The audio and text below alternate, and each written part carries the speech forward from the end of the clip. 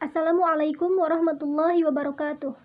Alhamdulillahirabbil alamin. Allahumma sholli ala sayyidina Muhammad wa ala ali sayyidina Muhammad.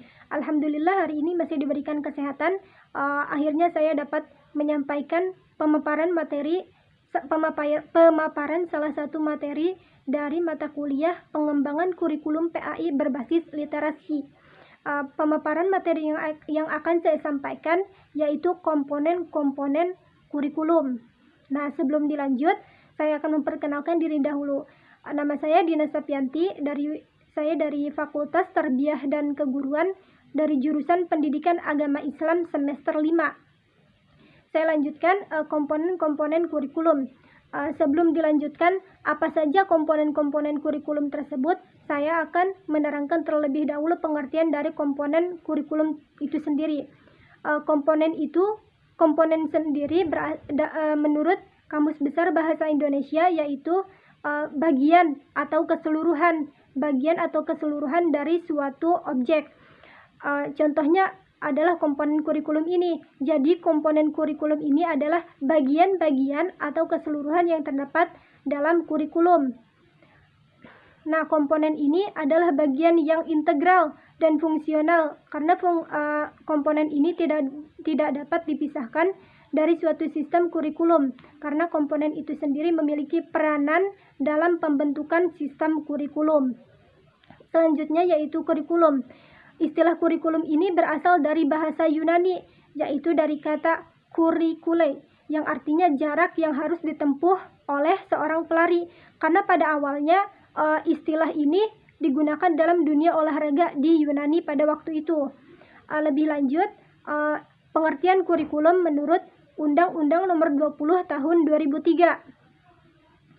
Menurut Undang-Undang Nomor 20 Tahun 2003, kurikulum sendiri adalah seperangkat rencana dan pengaturan mengenai tujuan, isi, dan bahan pengajaran, serta cara yang digunakan sebagai pedoman penyelenggaraan kegiatan pembelajaran untuk mencapai tujuan pendidikan nasional.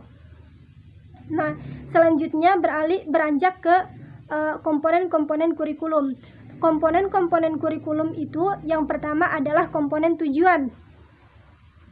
Komponen tujuan ini adalah komponen yang paling penting dalam proses pendidikan karena pendidikan itu dilakukan untuk mencapai tujuan pendidikan. Dalam mencapai tujuan pendidikan ada beberapa aspek yang harus dicapai. Yang pertama yaitu tujuan kognitif. Tujuan kognitif ini biasanya tujuan yang mengarah pada pengembangan akal dan intelektual peserta didik itu. Tujuan kognitif ini tujuan pendidikan yang berhubungan dengan intelektual, misalnya seperti mengingat materi yang sudah diajarkan dan memecahkan masalah atau menjawab soal-soal yang diberikan oleh pendidik. Yang kedua yaitu tujuan afektif. Tujuan afektif ini mengarah pada penggerakan hati nurani. Afektif ini biasanya berkaitan dengan sikap, nilai-nilai, dan apresiasi. Misalnya, apakah peserta didik ini disiplin atau tidak? Apakah sikapnya baik atau tidak terhadap warga-warga yang ada di sekolah? Yang ketiga yaitu tujuan psikomotor.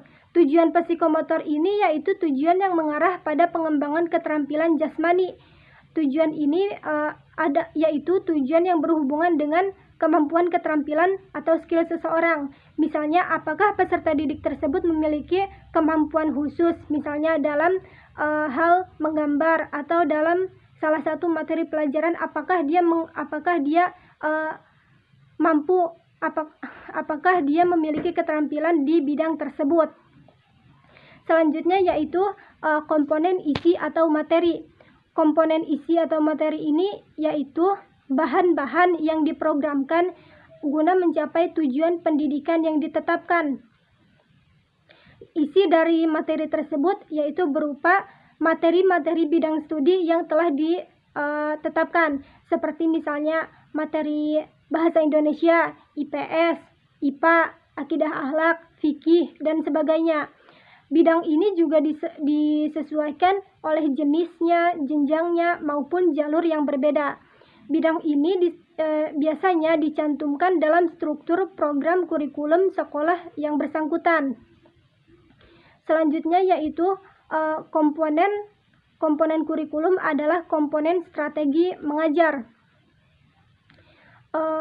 Di waktu proses belajar mengajar, seorang pendidik ini perlu memahami suatu strategi. Strategi ini menunjuk pada suatu pendekatan atau approach, metode, dan peralatan mengajar yang diperlukan.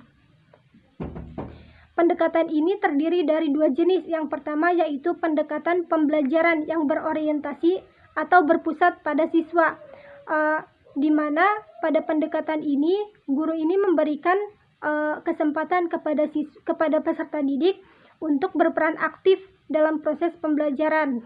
Misalnya guru memberikan kesempatan kepada peserta didik untuk bertanya apakah ada materi yang belum dipelajari, apakah ada materi yang belum dipahami atau tidak. Yang kedua, pendekatan pembelajaran yang berorientasi atau berpusatnya itu pada guru.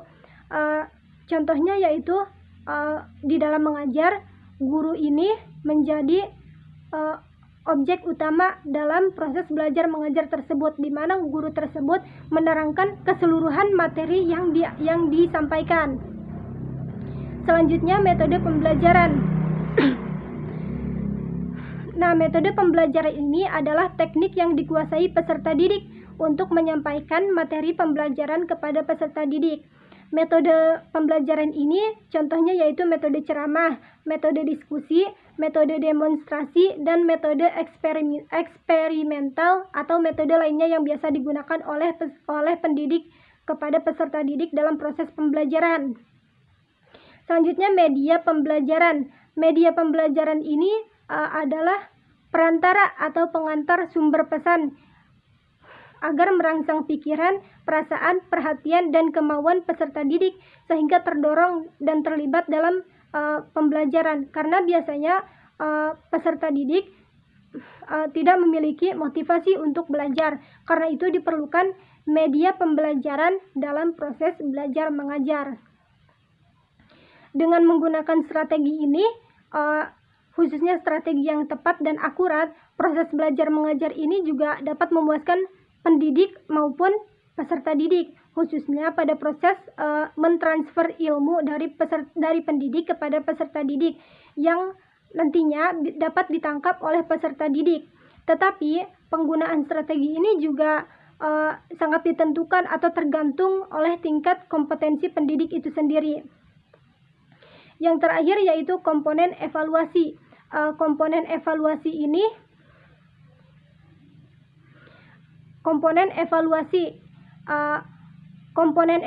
ini dilakukan untuk melihat sejauh mana sih tingkat keberhasilan dalam pelaksanaan kurikulum. Karena itu evaluasi pendidikan ini sangat diperlukan. Komponen ini juga sangat berhubungan erat dengan semua komponen lainnya. Karena itu, cara evaluasi atau penilaian ini akan mengetahui tingkat keberhasilan dari setiap komponen. Di waktu mengevaluasi, biasanya pendidik itu akan mengevaluasi dengan materi atau bahan pelajaran yang sudah diajarkan. Misalnya, pendidik ini memberikan soal kepada peserta didik untuk mengetahui apakah pembelajarannya ini berhasil atau tidak. Komponen evaluasi ini tidak hanya memperlihatkan sejauh mana sih prestasi peserta didik, tetapi juga sebagai sumber input bagi sekolah sebagai upaya perbaikan dan pembaharuan suatu kurikulum. Evaluasi kurikulum ini tentunya memegang peranan penting yang memiliki peranan yang sangat penting untuk penentuan kebijakan pendidikan. Hasil dari evaluasi ini juga dapat digunakan oleh guru, oleh kepala sekolah, bahkan oleh pemegang kebijakan pengembangan sistem pendidikan. Hasil evaluasi ini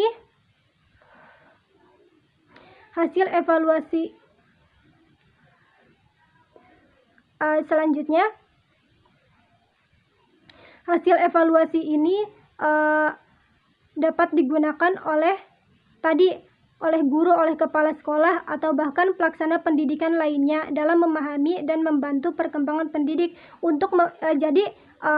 Hasil evaluasi ini dilakukan untuk membantu perkembangan dari peserta didik itu sendiri, apakah pendidikannya itu berhasil atau tidak. Lalu dapat digunakan untuk memilih bahan pelajaran yang seperti apa yang cocok untuk disampaikan kepada peserta didik agar peserta didik tersebut memahami pemaparan materi dari pendidik dan tercapainya tujuan pendidikan. Keempat komponen tersebut adalah komponen-komponen kurikulum tadi, yaitu komponen tujuan, komponen strategi mengajar, komponen isi atau materi, dan yang terakhir komponen evaluasi. Sekian pemaparan materi dari saya, semoga bermanfaat. Assalamualaikum warahmatullahi wabarakatuh.